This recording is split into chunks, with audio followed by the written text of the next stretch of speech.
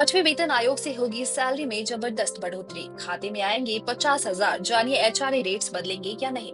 सरकारी कर्मचारियों के लिए बड़ी खुशखबरी आने वाली है। आठवें वेतन आयोग को लेकर बड़ी अपडेट सामने आई है। अगर आप भी केंद्र सरकार के कर्मचारी हैं तो तैयार हो जाइए, क्योंकि आपकी सैलरी में भारी बढ़ोतरी हो सकती है।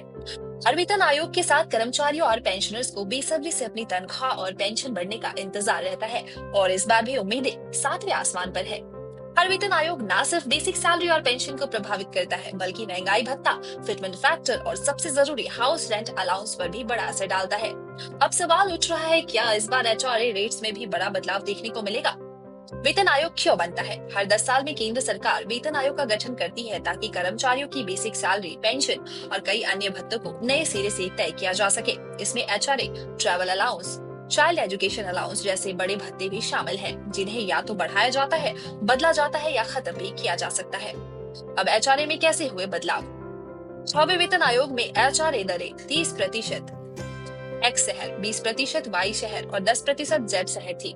7वें वेतन आयोग में इन्हें घटाकर 24, 16 और 8% कर दिया गया था। लेकिन जैसे ही डीए 50% तक पहुंचा, एचआरए भी फिर से बढ़ाकर 30, 20 और 10% कर दिया गया। यानी एचआरए का सीधा संबंध बेसिक सैलरी और डीए से है।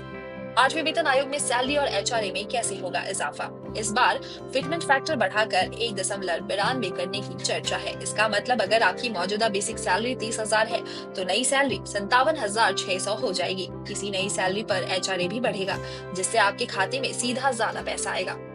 क्या एचआरए रेट्स में बदलाव तय है? विशेषज्ञों के मुताबिक 8वें वेतन आयोग में एचआरए दरों में बदलाव लगभग तय माना जा रहा है।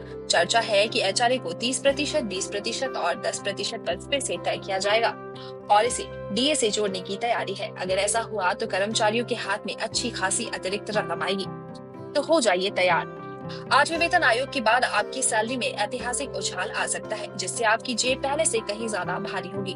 बस अब सरकार की आधिकारिक घोषणा का इंतजार है। Bureau report, times full.